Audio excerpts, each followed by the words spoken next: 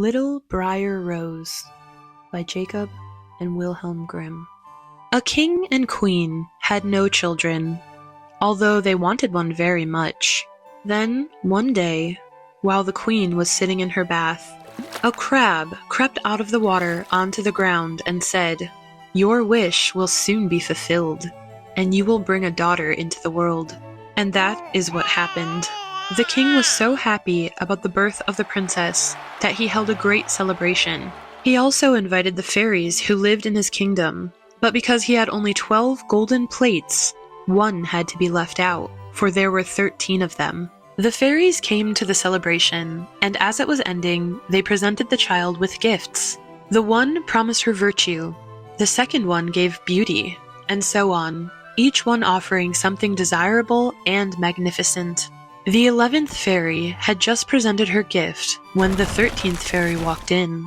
She was very angry that she had not been invited and cried out, "Because you did not invite me, I tell you that in her 15th year, your daughter will prick herself with a spindle and fall over dead."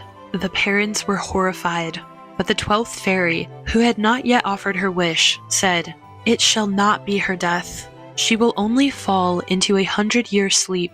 The king, hoping to rescue his dear child, issued an order that all spindles in the entire kingdom should be destroyed. The princess grew and became a miracle of beauty. One day, when she had just reached her 15th year, the king and queen went away, leaving her all alone in the castle. She walked from room to room, following her heart's desire. Finally, she came to an old tower. A narrow stairway led up to it. Being curious, she climbed up until she came to a small door. There was a small yellow key in the door. She turned it, and the door sprang open. She found herself in a small room where an old woman sat spinning flax. She was attracted to the old woman and joked with her, and said that she too would like to try her hand at spinning. She picked up the spindle, but no sooner did she touch it than she pricked herself with it and fell down into a deep sleep. At that same moment, the king and his attendants returned, and everyone began to fall asleep. The horses in the stalls, the pigeons on the roof, the dogs in the courtyard, the flies on the walls, even the fire on the hearth flickered, stopped moving, and fell asleep. The roast stopped sizzling. The cook let go of the kitchen boy, whose hair he was about to pull. The maid dropped the chicken that she was plucking. They all slept, and a thorn hedge grew up around the entire castle, growing higher and higher until nothing at all could be seen of it. Princes, who had heard about the beautiful Briar Rose, came and tried to free her, but they could not penetrate the hedge. It was as if the thorns were firmly attached to hands. The princes became stuck in them, and they died miserably, and thus it continued for many long years. Then one day, a prince was traveling through the land. An old man told him about the belief that there was a castle behind the thorn hedge, with a wonderfully beautiful princess asleep inside with all of her attendants. His grandfather had told him that many princes had tried to penetrate the hedge, but that they had gotten stuck in the thorns and had been pricked to death. "I am not afraid of that," said the prince. "I shall penetrate the hedge and free the beautiful Briar Rose."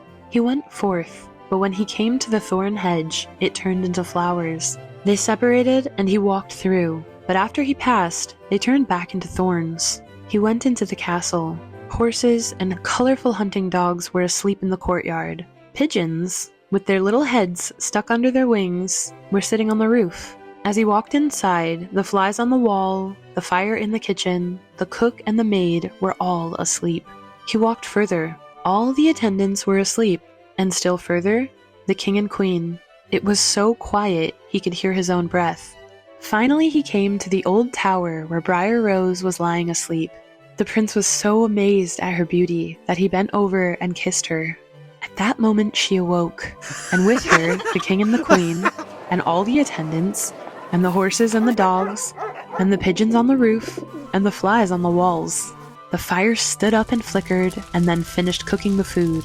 The roast sizzled away. The cook boxed the kitchen boy's ears, and the maid finished plucking the chicken.